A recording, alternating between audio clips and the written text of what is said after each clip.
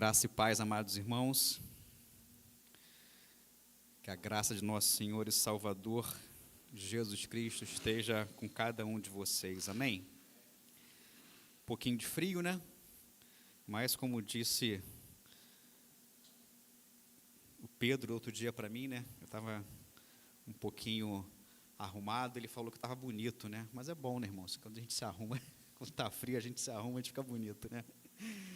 Quero convidar os irmãos a abrirem suas Bíblias no capítulo 10 de Romanos.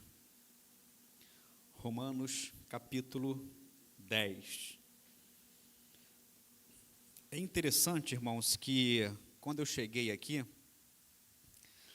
eu estava olhando para os bancos vazios, né? E lembrando que a maioria dos irmãos que não estão aqui hoje, estão ali no Vale de Jequitinhonha. E fiquei somente com esse pensamento na minha cabeça. E depois, assim que o pastor Léo começou a falar que eles estavam ali, antes dele falar que eles estavam fazendo missões, veio na minha mente. Eles estão fazendo missões. E uma parte da pregação de hoje, de Deus, fala sobre proclamar o Evangelho a toda criatura. Isso é prova, irmãos, do que quando a gente vai trazer uma palavra, a gente não é da gente, não deve ser da gente, mas a gente deve ouvir o Senhor falar conosco. Eu tenho uma série de livros de comentaristas, e eu nunca, quando o pastor pergunta quando eu posso pregar, eu nunca sei exatamente o que eu vou pregar. Claro, a gente ora, a gente fala com Deus, e eu fico olhando para aqueles livros ali e falo, Senhor, qual desses livros o Senhor quer que eu pregue? Novo Testamento, Antigo Testamento, uma das cartas. E aí veio na minha mente Romanos 8, eu já preguei em Romanos 8. Aí veio Romanos 9, é um texto bem difícil. Inclusive, a maioria dos comentaristas vão dizer que Romanos 9, 10 e 11 são dos capítulos mais difíceis de se pregar de toda a Bíblia. Eu falei, opa, mas Deus me mandou pregar em Romanos 10. E aí eu fui ler, fui estudar, e assim Deus falou comigo. Todos acharam, irmãos? Vamos lá. A minha versão, irmãos, é a versão NVT, nova versão transformadora, mas tem o mesmo significado da sua Bíblia, aí, caso seja numa outra versão. Tá? Nós vamos ler dos versículos 1 até o 15. A palavra do Senhor nos diz assim: Irmão, o desejo de meu coração e minha oração a Deus é que o povo de Israel seja salvo. Olha que interessante, irmãos. Que o povo de Israel seja salvo. Sei da dedicação deles por Deus, mas, tem um mais aí, uma contradição. É entusiasmo sem entendimento. Olha que forte isso, irmãos. Entusiasmo sem entendimento. Versículo 3. Pois não entendendo a maneira como Deus declara as pessoas justas diante dele, apegam-se a seu próprio modo de se tornar justos, tentando seguir a lei, e recusam a maneira de Deus. Olha isso, irmãos. Pois Cristo é o propósito para qual a lei foi dada. Como resultado, todo o que nele crê é declarado justo. Versículo 5. Moisés escreve que o modo pelo qual a lei torna alguém justo exige obediência a todos os seus mandamentos. Não é alguns mandamentos, todos os mandamentos. Mas, outra contradição, o modo pelo qual a fé torna alguém justo diz: não diga em seu coração, quem subirá ao céu para trazer Cristo para a terra? E não diga, quem descerá ao lugar dos mortos para trazer Cristo de volta à vida? Na verdade diz, a mensagem está bem perto, está em seus lábios e em seu coração. E essa mensagem é a mesma que anunciamos a respeito da fé. Se você declarar com sua boca que Jesus é o Senhor e crer em seu coração que Deus o ressuscitou dentre os mortos, será salvo. Mais uma vez a palavra salvo. Pois é crendo de coração que você é declarado justo, novamente ele repete a palavra justo, e é declarando com a boca que você é salvo.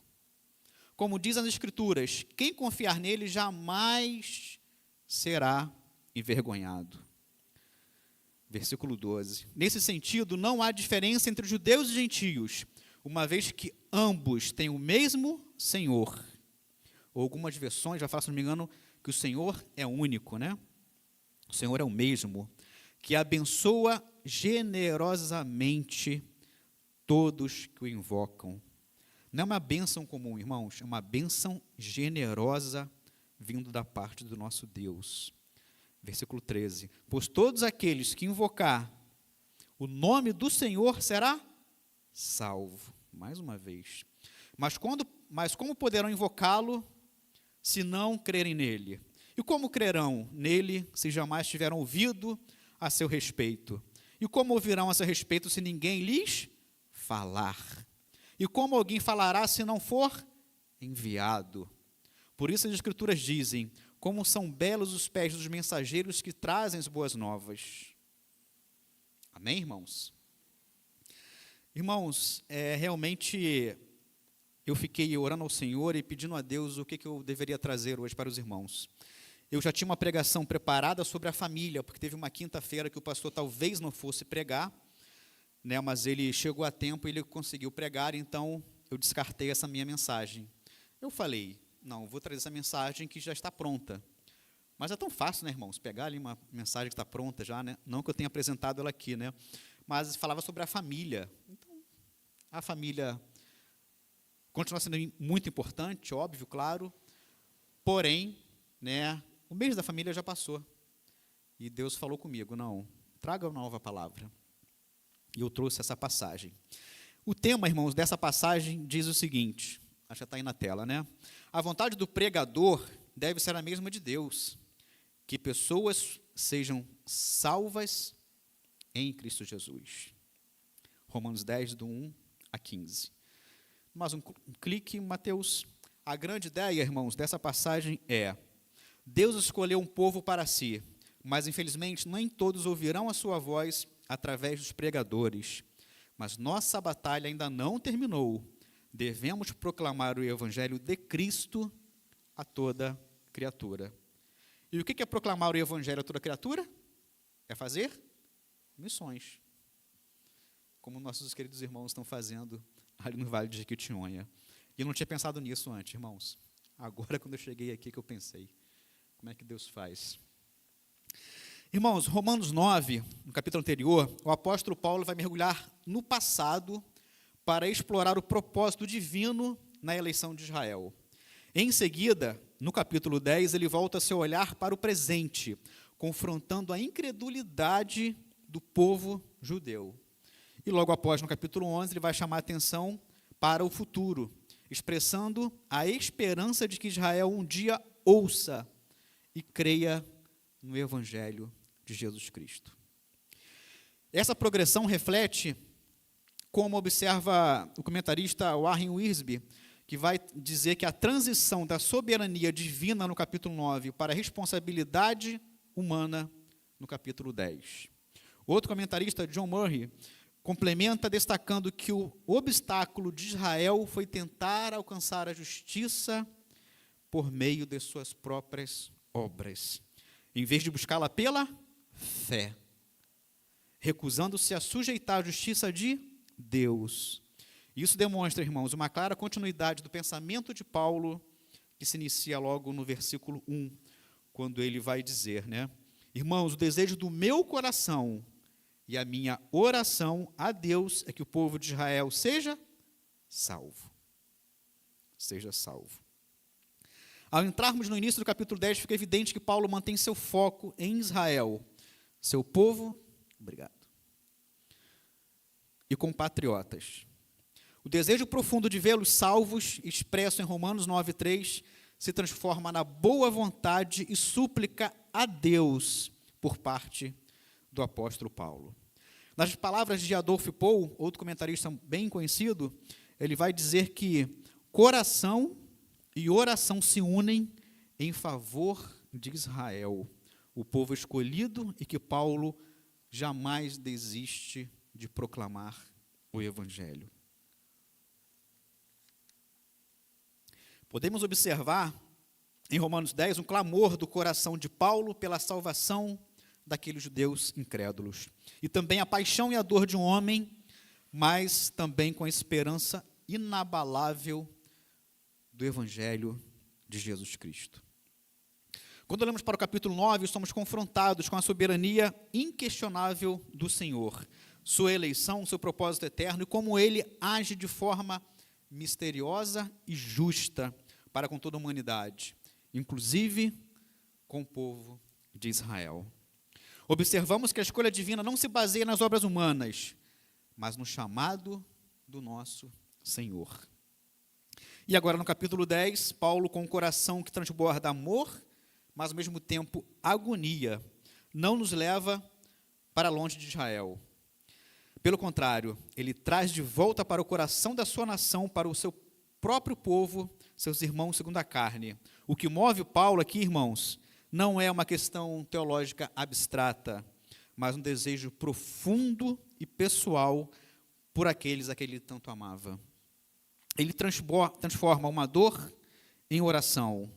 Paulo abre esse capítulo com uma das mais comoventes declarações de um coração pastoral, onde ele diz, irmãos, a boa vontade, já na versão NVI, do meu coração e a minha súplica, Paulo não apenas ora, não apenas pede a Deus, mas ele suplica ao Senhor pela salvação do povo de Israel.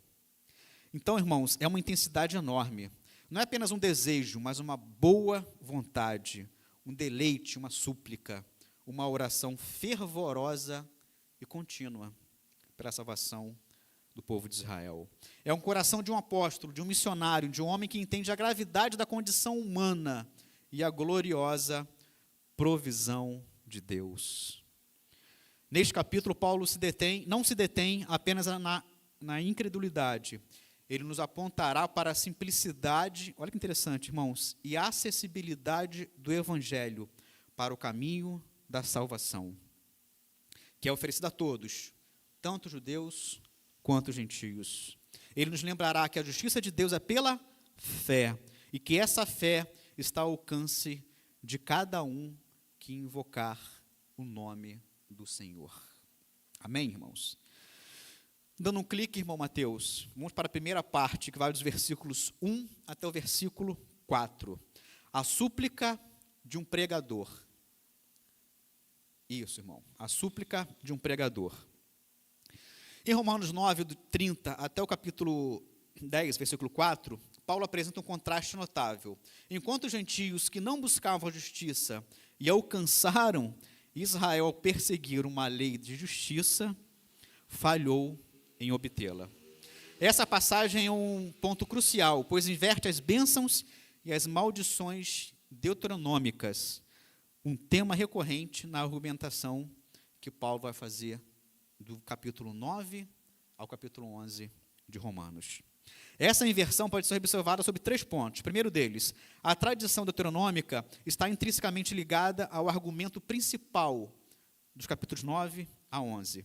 Segundo, como já se notou, Romanos 8, de 1 a 16, é visto como a própria inversão paulina das maldições e bênçãos que aparecem lá em Deuteronômio. E terceiro, Paulo segue a linha de raciocínio do capítulo 9, do versículo 1 a 29. Ali, ao citar a passagem de Oséias e Isaías, ele utiliza as imagens do exílio, maldições deuteronômicas para os infiéis, e do remanescente, bênçãos deuteronômicas para os fiéis. À luz dessas considerações, Romanos subverte as expectativas judaicas comuns. Paulo afirma que aqueles que não buscam a justificação pelas obras da lei, mas sim pela fé somente em Cristo Jesus, e ele está incluindo aqui os gentios, vivenciam as bênçãos deuteronômicas no presente. Em contrapartida, os judeus não cristãos, que buscam a salvação pela observância da lei, ou seja, da Torá, permanecem sobre as maldições deuteronômicas. Esse contraste irônico é evidenciado pelos paralelos que estão presentes do capítulo 9, 30 até 10, 4. No versículo 3, irmãos, vários comentaristas apontam que o problema de Israel não era a falta de fervor ou a dedicação a Deus. Pelo contrário, como Paulo afirma no versículo anterior, no 10, 12, ele vai dizer: sei da dedicação deles por Deus, mas é entusiasmo sem entendimento. Não adianta, meu irmão, minha irmã, nós ficarmos entusiasmados, virmos para a igreja, se a gente está fazendo como a gente acha que deve fazer. Não adianta a gente vir ouvir a palavra de Deus, ou ler a palavra de Deus, as nossas devocionais, e não entender o que está sendo escrito. Nós temos hoje 2 pastores, pastor Léo, pastor Ezequias, irmãos muito entendedores da palavra. Quando a gente não entender alguma coisa, passamos algumas mensagens para eles. Vira e mexe, eu mando alguma dúvida lá para o pastor Ezequias. E ele me tira essa dúvida, para que eu tenha entendimento da palavra do Senhor. Eles tinham zelo por Deus. No entanto, esse zelo não era conforme o conhecimento. O verbo aqui, irmãos, desconhecer ou não entendendo, em algumas versões, não significa uma ignorância completa, mas uma falta de reconhecimento e aceitação da verdade sobre a justiça de Deus.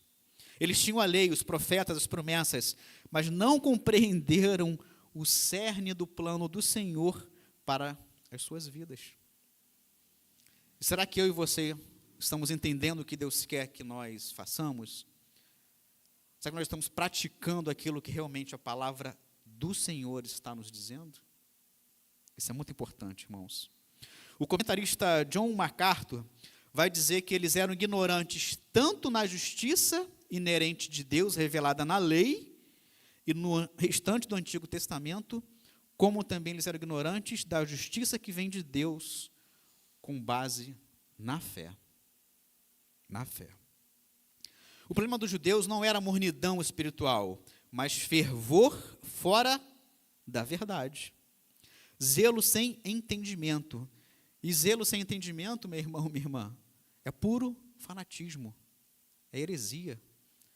Não adianta eu vir para a igreja como se fosse um mantra, alguma coisa. Não, eu vou para a igreja porque eu tenho que ir, porque eu tenho que estar presente, porque eu tenho que falar com o irmão A, com o irmão B, o pastor Ezequias tem que me ver, o pastor Léo tem que me ver, o fulano de tal. Não, irmãos, nós temos que vir para a igreja para nós entendermos aquilo que realmente a palavra de Deus quer falar conosco. Outro comentarista, Geoffrey Wilson, depois a Duda vai me puxar a orelha nesses nomes em inglês que eu estou falando aqui, mas tudo bem. Geoffrey Wilson vai comentar que o zelo é sempre mal dirigido, quando ele é mal informado. Olha que interessante. Calvino, por sua vez, vai dizer que não existe verdadeira religião se esta não se apoia na palavra de Deus. E graças ao Senhor, irmãos, nós temos uma igreja que está baseada na palavra de Deus. Nós temos cursos, nós temos indicações de seminários, nós temos discipulados para homens, para mulheres, temos um curso maravilhoso aqui no sábado, o dia todo, e só não aprende quem não quer, irmãos. Só não aprende quem não quer. O problema de Israel era a deficiência doutrinária, equívoco teológico. O que manteve Israel fora do privilégio da salvação não foi a ausência da religiosidade, mas a religiosidade fora da verdade. Fora da verdade. O que faltou a Israel não foi sinceridade, mas discernimento da palavra de Deus. Eu acho muito interessante, irmãos, o que John Stott vai dizer. Para ele, olha que interessante, sinceridade não basta, pois sempre existe a possibilidade de alguém estar sinceramente equivocado.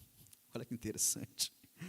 Robert Lee chama atenção para o fato de que muitos hoje, equivocadamente, dizem que o importante é ter uma religião e ser sincero, como se a sinceridade fosse um passaporte para o céu. O destino de Israel é uma resposta suficiente a essa falácia. Outro dia, irmãos, conversando com um irmão que era daqui, ele não está mais aqui com a gente. Ele falou que ele andava no Rio, qualquer hora da noite. Ele nunca foi abordado por ninguém, nunca foi assaltado, nunca foi nada. E ali eu discordei completamente, porque eu já fui assaltado com uma arma no meu rosto às 8h30 da noite. Então, assim, para aquele irmão, e ele debatendo com vários outros irmãos, pastor Léo, tinha uma roda de 5 irmãos, e todo mundo falando que era muito perigoso, que era muito difícil de andar no Rio a altas horas da madrugada, mas ele já tinha andado várias vezes, não aconteceu nada. Então, assim, eu vi esse irmão aqui, ele está sinceramente equivocado. E pode ter dado sorte ali, alguma coisa, não sei, Deus o protegeu, sei lá o quê, né, para que ele não tivesse acontecido nada com ele. Mas boa parte das pessoas que você falar, se andar no centro do Rio, principalmente ali à noite, meu amigo, a probabilidade de você ser assaltado é enorme. Não só no centro do Rio, né, como em várias outras partes também. Em última análise, a respeito dessa passagem, do 1 ao 4, essa recusa a se sujeitar à justiça de Deus é uma rejeição a Cristo. O povo judeu estava rejeitando Cristo como seu Senhor e Salvador. Pois somente Cristo cumpriu perfeitamente toda a Torá. Somente Cristo cumpriu perfeitamente toda a lei de Moisés. Que na realidade era a lei de Deus, né? Que Deus deu para Moisés. E a justiça que ele, Cristo, oferece é imputada a todo aquele que nele crer. Ela não é conquistada jamais, em hipótese alguma, por méritos humanos. Jamais, irmãos. Dá mais um clique, Mateus. Como hoje é uma pregação um pouquinho mais curta, né? Confesso aos irmãos que eu tentei dar uma enxugada, porque tinha muito mais coisa para falar. A segunda parte, irmãos, dessa passagem eu dei o título de A Justiça que Surge da Fé. Vai dos versículos 5 a 15. Dos versículos 5 a 10, irmãos, nós vamos observar como Paulo, com o coração partido, expressa seu desejo pela salvação do povo de Israel. Um povo que, apesar de todo o zelo, tropeçou por buscar a justiça em suas próprias obras e não na justiça que vem de Deus através de Jesus Cristo. Aqui eu pensei, irmãos, naquelas pessoas que eu e você já falamos de Cristo, eu e você já mostramos para algumas pessoas como Cristo é o nosso Senhor, Ele é o nosso único Salvador, e a gente até aprende isso ali na classe de batismo, né? O que a gente deve falar, o que Cristo fez para as nossas vidas, porém essas pessoas não ouvem, acabam seguindo suas mesmas práticas mundanas, falam que acreditam em Deus, mas não querem seguir o verdadeiro Deus, e a gente fica assim com o coração partido, né? Principalmente quando é um familiar nosso. A gente fica triste, a gente fica abalado, mas o que a palavra de Deus fala é que a gente deve proclamar o Evangelho. E se essa pessoa realmente for um eleito, eu creio que o Espírito Santo um dia vai falar com ela. Nem que seja no seu leito de morte. Amém, irmãos? E é assim que ele faz. É assim que ele faz. Paulo começa citando Levítico 18:5, porque Moisés descreve a justiça que vem da lei. O homem que fizer essas coisas viverá por elas. Esta é a justiça por obras, ou a justiça da lei. A lei, em sua totalidade, exige obediência perfeita e contínua para conceder vida. O problema aqui, irmãos, como Paulo já demonstrou em Romanos, anteriormente, é que ninguém é capaz de cumprir a lei perfeitamente. O homem pecador falha, e, portanto, a lei por si só pode trazer o quê? Condenação, e não vida. Ela aponta para o pecado e a necessidade de algo a mais. Porque, realmente, como eu já disse, o único que cumpriu perfeitamente a lei foi o nosso Salvador, Jesus. Só Ele. Já a justiça da fé, em contraste, Paulo usa uma citação de Deuteronômio 30, dos versículos 11 ao 14, para descrever a justiça que vem da fé, mas a reinterpreta e aplica ao Senhor Jesus. Ele vai dizer: não digas em teu coração, quem subirá ao céu, isto é, a fazer descer a Cristo, ou quem descerá ao abismo, isto é, fazer Jesus subir dentre os mortos. Mas ele diz: a palavra está perto de ti, e em tua boca, perto da tua boca e do teu coração. Isto é, a palavra da fé que nós pregamos. Ela deve estar na nossa boca e ela deve estar em nossos corações. Sempre, irmãos. Os comentaristas F.F. Bruce e John Murray enfatizam que Paulo não está distorcendo Moisés, de forma nenhuma, mas sim revelando o verdadeiro propósito da palavra que Deus deu a Moisés. A lei não era um código distante e inalcançável. Moisés já havia dito que seus mandamentos não estavam longe, nem do céu, não estavam longe, nem no céu, nem além do mar. Eles estavam na tua boca e no teu coração. Paulo, sob a inspiração do Espírito Santo, mostra que essa palavra, ou melhor, a palavra de Deus, alcançou o seu cumprimento supremo na pessoa de Jesus Cristo. Na pessoa de Cristo. Não há necessidade de esforços heróicos. Quem subirá ao céu, quem descerá ao abismo, são perguntas retóricas que os comentaristas interpretam como a futilidade de tentar realizar grandes feitos para alcançar a salvação. Não precisamos trazer Cristo do céu porque Ele já veio, e não precisamos ressuscitá-lo dos mortos, porque Deus Pai assim já o fez. A salvação não é conquistada por uma proeza humana, mas ela é recebida através da fé. Somente através da fé. E aí eu me lembro de Efésios capítulo 2, versículos 8 e 9. Seria bom, pastor Léo, se esse versículo estivesse lá no nosso grupo, né? Que eu já gravei.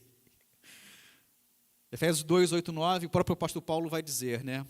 Pois vocês são salvos pela graça, mediante a fé. E isso não vem de vós, mas vem de Deus. E não por obras de homens, para que ninguém se glorie. Eu devo ter errado alguma palavra aí, pastor Léo, não repara não. Mas é isso aí, irmãos. A nossa salvação vem pela graça, mediante a fé. Que fé é essa? Fé que Jesus Cristo ressuscitou dentre os mortos, e que Ele está vivo, e Ele intercede por mim e por você, a todo instante, a todo instante, a todo instante. No versículo 11, irmãos, nós vamos ver que Paulo vai falar da universalidade da salvação. Ou melhor, ele vai dizer, todo aquele que nele crê. Não basta apenas ouvir, tem que crer. E quando a gente ouve a palavra de Deus. Porque ele vai dizer, né? Como dizem as Escrituras, confiar nele, aqueles que confiam nele jamais será envergonhado. A promessa não é apenas para os judeus, nem apenas para os gentios. É para todo que nele crer. A justiça que Deus oferece pela fé está disponível a qualquer pessoa, e não somente a um grupo seleto, porque o nosso Deus é o nosso Deus que não faz escolhas. Deus não faz acepção de pessoas. Ele enviou o seu Filho amado para morrer na cruz do Calvário por todos aqueles que nele crê. Tem que haver fé. A justiça que Deus oferece pela fé está disponível a qualquer pessoa, de qualquer origem, que se volte para o Senhor Jesus Cristo. Nunca será envergonhado. O que significa isso, irmãos? Não será envergonhado, não será envergonhado. Significa que a esperança depositada em Cristo nunca resultará em uma decepção. Nunca. Jamais. Jamais. A salvação mediante a fé em Cristo é o único caminho, tanto para o judeu como para o grego. Não existe, irmãos, duas maneiras de ser salvos. Não existe. Uma, mediante a fé em Cristo Jesus. E a outra é não ser salvo de modo nenhum. Então nós só temos um caminho para seguir. E o caminho é Jesus Cristo. Eu me lembrei, irmãos, quando eu estava lendo esse comentário, que uma certa pessoa, uma vez, eu não era evangélico, comentou comigo, né, André, ou como dizem algumas pessoas por aí, né, todos os caminhos levam a Deus. Isso é verdade, irmãos? Claro que não. O próprio Senhor Jesus falou, eu sou o caminho. E se Ele é o caminho que nos conduzirá à salvação e à vida eterna, não existe vários caminhos, todos os caminhos levam a Deus. Não existe. E também me lembrei de um outro comentário que uma vez uma pessoa fez comigo, que ele comentou, André, os deuses que os cristãos, o cristianismo, os evangélicos falam, é o mesmo Deus que a gente segue lá na religião espírita. Deus fulano de tal. Eu fiquei aqui numa cabeça, né? Mas ele já era o Espírito Santo trabalhando na minha mente, né? Botando já uma dúvida, né? Não é, irmãos. Nunca foi e nunca será. Os deuses de outras religiões nunca será o Deus verdadeiro. Nunca será o Deus que salva, que liberta, que cura e que nos conforta. Nunca será. Jamais. Versículo 12, irmãos. Aqui Paulo eleva a sua argumentação a um novo patamar, mostrando que a salvação pela fé em Jesus Cristo não é exclusiva somente para um grupo específico, mas ela é universal e, portanto, demanda proclamação. Versículo 12, Paulo vai dizer, nesse sentido, não há diferença entre judeus e gentios, uma vez que ambos têm o mesmo Senhor, que abençoa generosamente todos que invocam. Irmãos, eu te confesso que eu não consegui refletir muito bem, Pedro. Se a bênção já é uma coisa maravilhosa, o que é uma bênção generosamente? Tem que ter um amor muito grande do nosso Pai para conosco, né? Para que nós sejamos abençoados generosamente. É uma coisa que a gente... É tão difícil, irmãos, a gente ver uma generosidade, né? Principalmente a gente que dirige, né? Quando está num cruzamento ali, se você não buzinar, não piscar um farol, meu amigo, você não entra, ainda mais aqui na Japuíba. Se você não bicar um pouquinho o carro, você fica horas ali. Você dá seta, você quer entrar, mas ninguém é generoso contigo. E às vezes você tem que olhar, mas não vem ninguém na contramão, querendo te cortar, vai bater em você. Ninguém é generoso, mas o nosso Senhor, o nosso Deus, o nosso Pai, o nosso Salvador, Ele nos dá uma bênção generosa. Nosso Deus é maravilhoso, irmãos. Nosso Deus é maravilhoso, maravilhoso, maravilhoso. Esse é nosso Deus. Continuando, irmãos. No versículo 12, é o coração da mensagem da inclusão do Evangelho. Comentaristas enfatizam que Paulo demoliu as barreiras éticas e culturais que historicamente separavam os judeus dos gentios. A base para essa união não está na raça, na cultura ou na observância da lei, mas ela está na pessoa de Jesus Cristo. O mesmo é o Senhor de todos. Essa afirmação que Paulo dá para muitos estudiosos é um reconhecimento da soberania universal de Cristo. Ele não é apenas o Senhor dos judeus ou o Senhor dos gentios. Cristo é o Senhor de todos. É o Senhor de todos. Sua autoridade e seu senhorio se estendem sobre toda a humanidade. Ele reina sobre todos. Rico para com todos que invocam. É interessante, irmãos, que a riqueza de Cristo não se refere a bens materiais, não, de forma nenhuma, mas a abundante graça, misericórdia e o poder salvador. Ele não é econômico em sua salvação, ele derrama suas bênçãos sobre qualquer um que o invoque, independente de sua origem. Isso reforça a ideia de que a salvação é acessível e generosa. versículo 13, Paulo vai nos dizer: pois todo aquele que invocar o nome do Senhor será salvo. Invocar o nome do Senhor não é apenas uma mera formalidade ritualística, mas uma expressão de fé ativa, e essa fé que é dependente do próprio Senhor Jesus.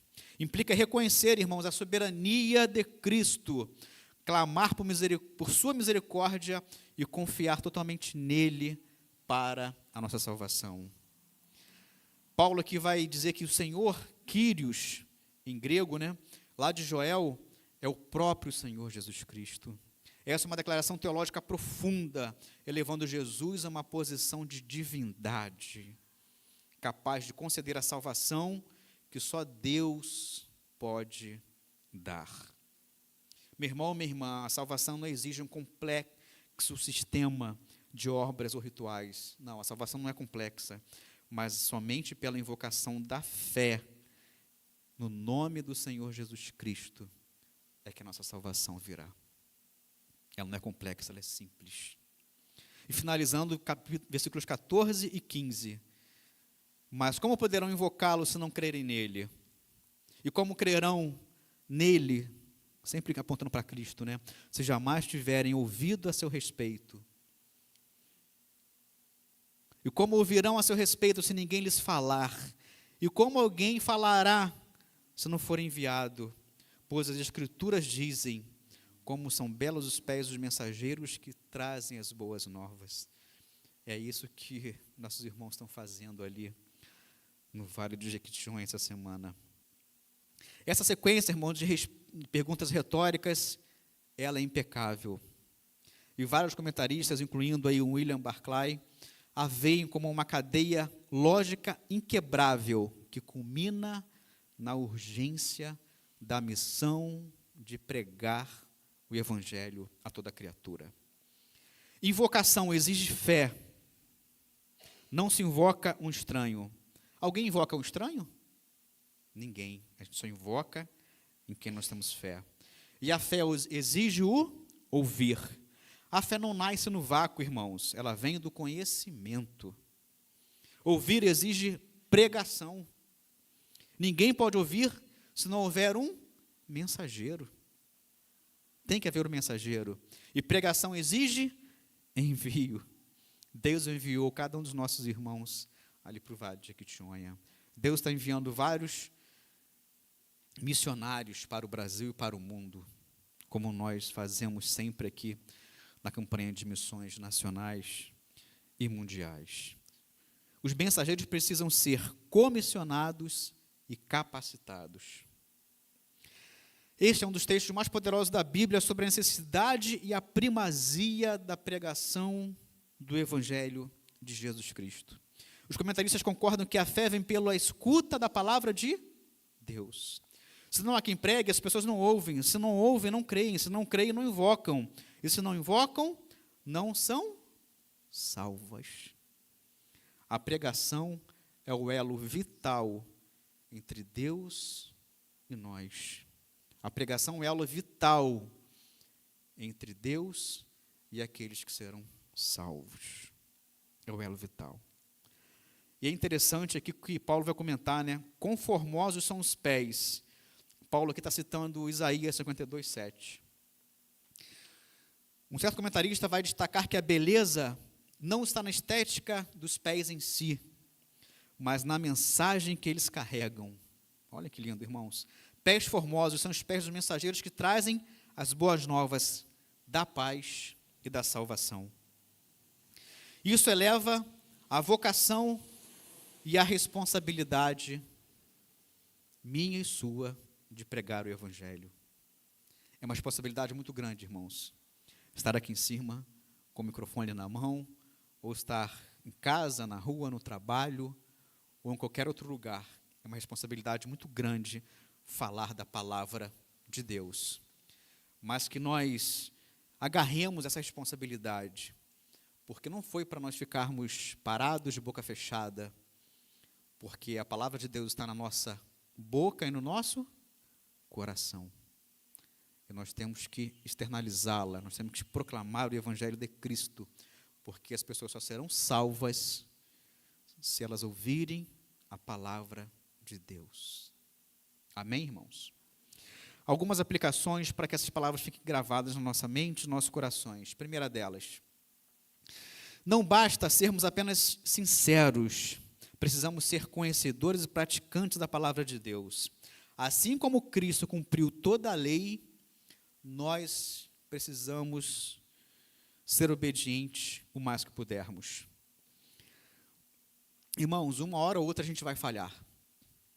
Eu não combinei aqui com o pastor Léo, mas depois, qualquer coisa, ele me chama no cantinho do pensamento. Ele comentou conosco ali no discipulado, né? Cada homem é um guerreiro, que quando ele chegou ali em Mangaratiba, ele foi direto e objetivo com aqueles irmãos, né? E onde ele falou: irmãos, eu sou homem, eu também posso errar, eu também posso falhar. E aqueles irmãos arregalaram o olhão para ele, né, pastor Léo? Irmãos, infelizmente a gente vai errar. A gente vai falhar uma vez ou outra. E nós também aprendemos isso na classe de batismo.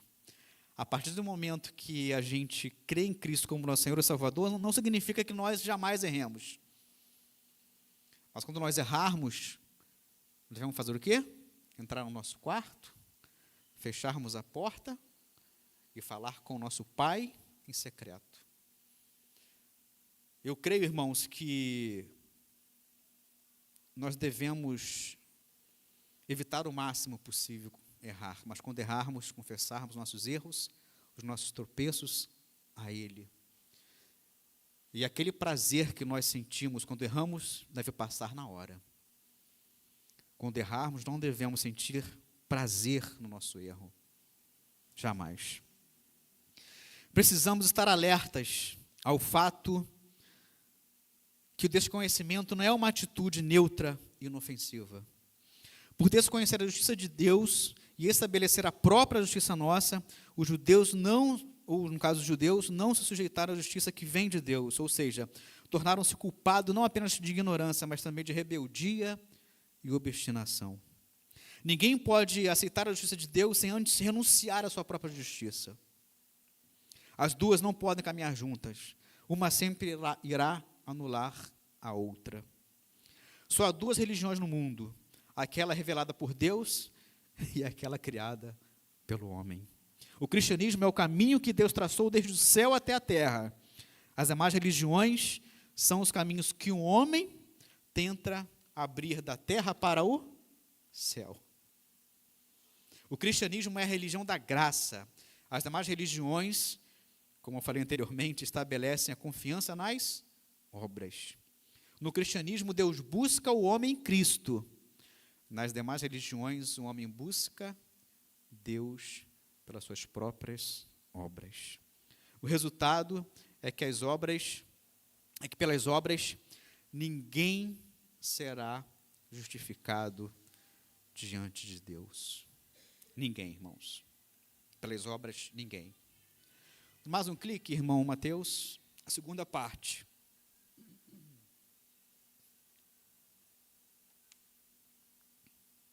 Melhor, a segunda ilustração. O caminho para a justificação, o caminho para a justiça não é uma busca frenética por obras que nunca serão suficientes, nem uma escalada impossível ao céu ou um mergulho ao abismo. A justiça de Deus é revelada e acessível somente em Cristo Jesus, por meio da simples, mas profunda fé em seu nome. Não há mais necessidade de tentar alcançar a Deus com nossos próprios esforços. Ele se fez acessível em Jesus Cristo.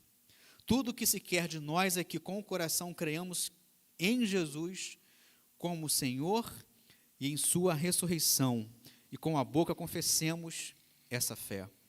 A salvação não é uma conquista, mas um dom disponível a todo e qualquer um que nele crer. Que esta verdade, meu irmão, inunde nossos corações de gratidão e nos impulsione a compartilhar essa palavra de fé, que está tão perto de nós e que tem o poder de transformar vidas para a glória de Deus. Amém? A sua vida foi transformada, irmãos? A minha foi. Não foi pouco, não. A minha vida foi transformada muito. Para terminar, irmãos, uma breve ilustração. A biografia de um homem chamado Ralph Winter. Ele viveu de 1924 a 2009. E a vida desse homem, irmãos, Ralph Winter, nos lembra de sua ênfase estratégica sobre levar o evangelho não apenas a todas as nações, mas a todos os povos. Winter fundou o Centro Americano para a Missão Mundial e, pouco tempo depois, a Universidade Internacional William Carey, sem contar com ninguém que o financiasse na época, e com apenas $100, iniciou missões. E Winter dizia: o objetivo diante de nós era tão urgente e estratégico que estávamos dispostos a fracassar. Mas o Centro de Missões não fracassou. Treinou milhares de missionários e pessoal de apoio, e trabalhou incansavelmente para divulgar por toda a igreja a visão de alcançar, treinou milhares de pessoas e pessoal de apoio, e trabalhou incansavelmente para divulgar por toda a igreja a visão de alcançar povos não alcançados. Em 2005, a revista Time, uma revista muito conhecida ali nos Estados Unidos, incluiu Winter entre os 25 evangélicos mais influentes. Em 2008, a Conferência de Missões Norte-Americana lhe deu um prêmio de reconhecimento por serviços prestados para missões ao longo de sua vida. Graças à paixão de Winter por propagar a mensagem de Cristo, sem dúvida, ele terá um imenso prazer em encontrar homens e mulheres de todas as tribos, línguas e nações que louvam o nome de Jesus Cristo na glória. E esse será o nosso prazer, irmãos. Nós teremos imenso prazer em encontrar aqueles que Cristo salvou quando estivermos todos unidos na glória. Amém? Que essa palavra, irmãos, fique gravada em nossas mentes, nossos corações. Posso encerrar, pastor Léo? O irmão quer encerrar? Vamos encerrar? Feche seus olhos, baixe sua cabeça, vamos orar ao Senhor. Querido amado Deus, muitas das vezes nós não entendemos aquilo que o Senhor quer falar conosco, mas o Teu Santo Espírito nos incomoda, nos direciona para aquilo que o Senhor quer fazer. Em nenhum momento, Pai, eu imaginei que eu pudesse estar falando de proclamar o Evangelho nessa noite, mas aprove o Senhor que o Teu Santo Espírito me direcionasse para essa visão. Nessa semana tão importante para aquelas famílias ali no Vale de Quitionha, Deus. Obrigado, Senhor, pela visão que o Senhor deu ali àqueles irmãos, ao pastor Ezequias, para que aquelas pessoas, para que aqueles irmãos estivessem ali, levando a Tua palavra, proclamando o Teu Evangelho, independente de raça, etnia, independente de qualquer coisa, Deus, porque a Tua palavra diz que o Senhor não faz acepção de pessoas, o Senhor não escolhe pessoas, porque o Teu Evangelho é puro, é simples, está disponível a todo aquele que crer que Jesus Cristo é o nosso Senhor. Ó Pai, quantas famílias nesse momento estão felizes por receber ali um alimento, Pai. Como podemos observar através de algumas fotos, quantas famílias ali têm a necessidade, Deus, de ter um alimento na sua mesa e que muitas vezes não tenham. Quantas crianças ali, Deus, têm um brilho no olhar ao ver aquele kit, Pai, que nós entregamos ali para eles, Pai. Ó Deus, continue, Pai, nos dando esse prazer de pregar a Tua palavra, seja através de proclamar, seja através de orar, seja através da contribuição quando fazemos aqui, Deus, missões mundiais, missões nacionais, Pai. Graças a Ti, Pai, a Ibacem é uma igreja que tem prazer, tem amor na proclamação do Teu Evangelho, Deus. Por isso, Pai, queremos Te pedir, continue dando esse prazer, porque essa vontade, esse amor em proclamar a Tua palavra, não vem de nós mesmos, mas vem do Teu Santo Espírito, Deus. Então, por favor, Deus, continue falando, Pai. Como eu fiquei sabendo recentemente, uma família ali do Sul, vendo pregações aqui dessa igreja, Pai, entregar as suas vidas a Cristo. E em breve, Jesus, elas serão batizadas em Teu nome, Pai. Ó Deus, que privilégio, Pai, saber que a Tua palavra está sendo proclamada, Deus, através dos irmãos que vêm levar o Teu Evangelho a toda a criatura. Muito obrigado, Deus, por colocar em nossos corações esse prazer. E que essas palavras, Deus, fiquem gravadas em nossos corações para que proclamemos o Evangelho a todos aqueles que estão à nossa volta e a todos os povos que ainda não foram alcançados, Pai. Por favor, Deus, seja conosco, nos dê uma ótima noite de descanso, de paz, e que tenhamos aí um resto de semana abençoados e protegidos pelas Tuas fortes e poderosas mãos, Deus. Seja conosco, Deus. Em nome do Teu Filho amado que nós oramos, Jesus Cristo. Amém e amém. Com uma oração silenciosa, o culto de hoje está encerrado, meu irmão e minha irmã.